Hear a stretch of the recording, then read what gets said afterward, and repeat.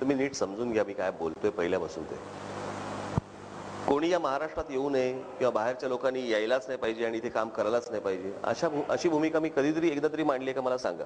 बरोबर आहे. जे काही सेक्शन्स आहेत किंवा जे काही सेक्टर्स आहेत इथे तुम्हाला बाहेरचे लोक येणार. आता तुम्हाला कार्पेंट्री हा जर समजा तुम्ही भाग बघितला तर तुम्हाला राजस्थान मधनं आलेले लोकच तुम्हाला दिसतील किंवा मुसलमान दिसतील.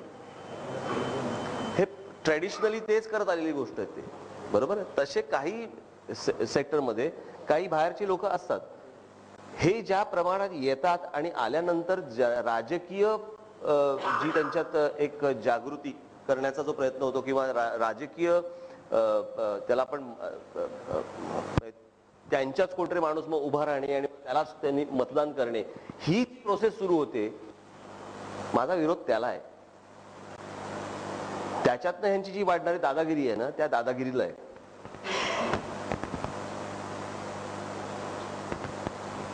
राजजी, मध्ये एक मुद्दा उपस्थित झाला होता त्याच्यावर तुम्हीही बोलला होता की आता मुंबईची कॅपॅसिटी, माणसं सामावून घ्यायची कॅपॅसिटी संपत चाललेली आहे. तर परप्रांतीय हा मुद्दा वेगळाच आहे, पण महाराष्ट्रातले सुद्धा जे मराठी इकडे येत आहेत त्याच्याबद्दल तुमचं काय मत आहे की मुंबईची एक कॅपॅसिटी माणसं सामावून घेण्याची आणि ही येणारी माणसं. पहिलं एक लक्षात घ्या तुम्ही, ही झाली कॅपॅसिटीचा भाग. परंतु मुंबई राज्यावरती, मुंबई शहरावरती सर्वप्रथम या महाराष्ट्रातून येणाऱ्या लोकांचा अधिकार आहेच ना. तुम्ही बाकीच्यांना 300 स्क्वेअर फुटाची मोफत घरं देणार आणि तो बाहेरून आला की त्यांना विचारणार की तुम्ही का आला तिकडे. पहिला अधिकार हा त्याचा आहे ना या मुंबईवरती, जो इतर लोक येऊन तुम्हाला सांगतात की आमचा आपण अधिकार आहे म्हणून. आणि तिथली गोष्ट म्हणजे महाराष्ट्रात मी जे पाहिलेलं मी तुम्हाला सांगतो.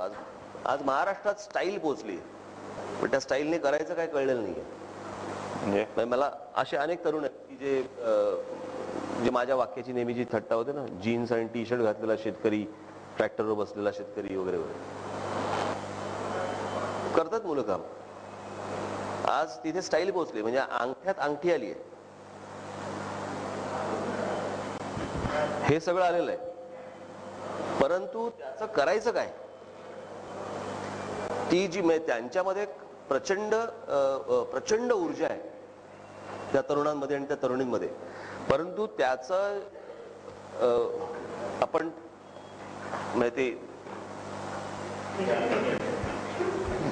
आपण ते ट्रान्सफर कुठे करणार आहोत ती ऊर्जा ते त्यांना समजत नाहीये. मगाशी मी म्हटलं त्याप्रमाणे आपण मुंबईतल्या किंवा महाराष्ट्रामधल्या मराठी तरुणाबद्दल बोलतो, पण या मराठी तरुणाला कामाचं मिळालेलं किंवा इतर सर्व अंगाने मिळालेलं एक्सपोजर जे आहे ते बाहेरच्या राज्यामधल्या बिहार, झारखंड, रांची भिंची इकडनं जे येणारे जो तरुण आहे ना तिकडचं त्यांना मिळालेलं नाहीये ते. त्याच्यामुळे ते येऊन वाटेल ते काम करायला जे तयार होतात इथे, याचं कारण त्यांनी म्हणजे आपल्याकडचा जो तुम्ही अत्यंत गरीब माणूस जर पकडलात, बरोबर आहे, तर त्याच्यासाठी तोही खूप श्रीमंत आहे. कळलं का. आणि त्याच्यामुळे तो जे पडेल ते काम करायला तयार होतो ते त्या दारिद्र्यातनं, त्या गरिबीतनं आलेली गोष्ट आहे ती.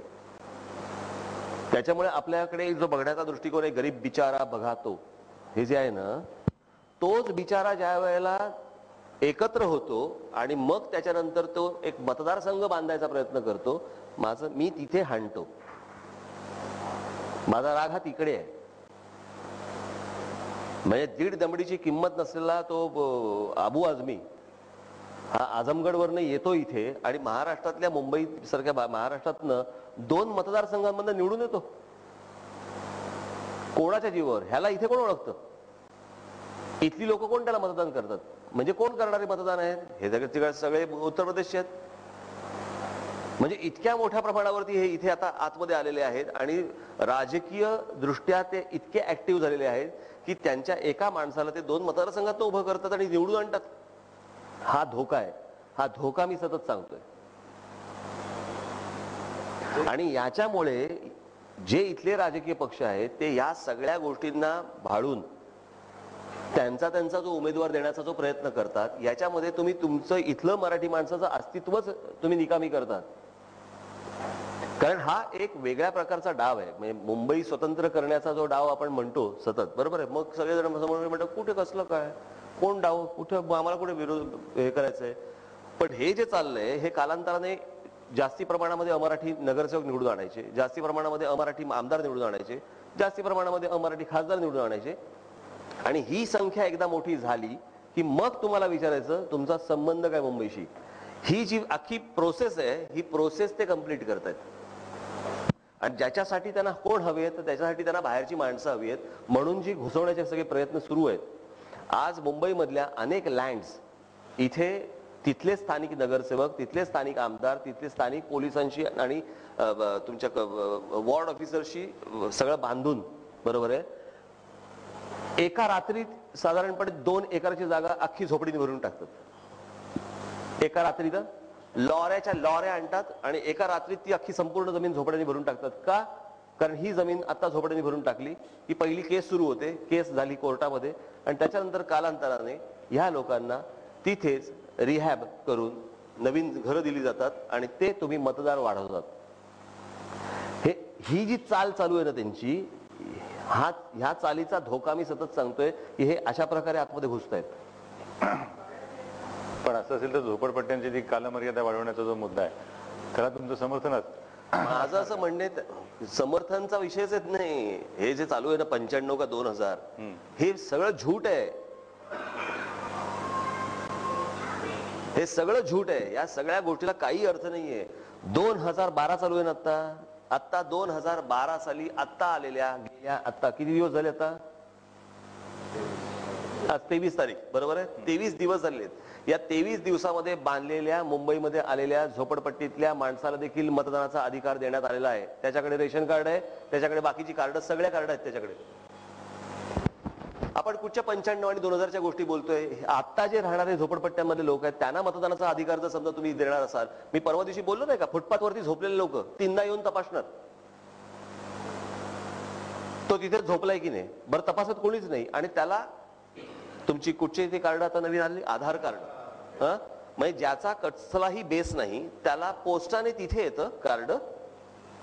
म्हणजे आपण सामान्यपणे जर समजा ह्या सगळ्या गोष्टीची प्रोसेस करायला गेलो तर नाही अजून चालू आहे, अजून चालू आहे, येईल ते तुम्हाला कळेल, आणि ह्यांना लगेच येतं. हे लगेच येत नाहीये, याच्या मागे काही यंत्रणा काम करतायत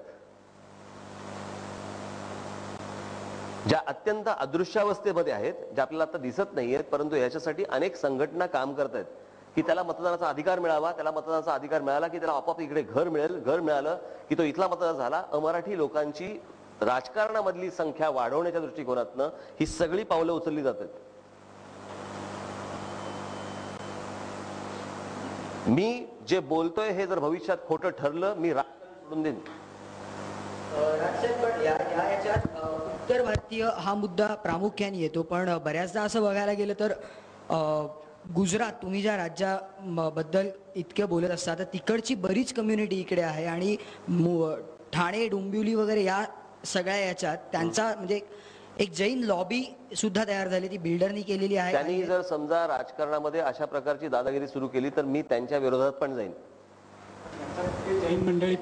जैन मंडळी असे करतात की त्यांच्या सोसायटीमध्ये मराठी माणसांना सुद्धा घर मिळत नाही. बरोबर आहे. त्याच्याबद्दल नाही अहो, प्रश्न असा आहे, पण एक प्रश्न असा आहे की ते घर तरी आहे, बरोबर आहे. माझा याच्यावरती वाद चालूच आहे या सगळ्या गोष्टींवरती. एके दिवशी येईल त्यातनंही माझा पारा जेव्हा सरकेल त्यावेळेला त्याच्यावरती पण मी घसरीनच. तुम्ही असं पकडू नका की मी त्यांना सूट दिली आणि ह्यांच्यावरती काहीतरी घसरतोय. माझ्यासाठी सगळे सारखेच. एक मुंबईला CEO असावा असं वारंवार म्हणजे अधूनमधून वर्षातून 1-2 वेळा अशी चर्चा सुरू होते, सत्यनारायणासारखी. हो, तर तुमचं काय म्हणणं आहे काही त्याच्यात? गरज नाही त्याची. माझं असं म्हणणे, महानगरपालिका आणि राज्य सरकार यांच्यामध्ये अत्यंत उत्तम कोऑर्डिनेशन जर असेल तर ही गोष्ट घडू शकते. याच्यासाठी CO ची गरज नाहीये.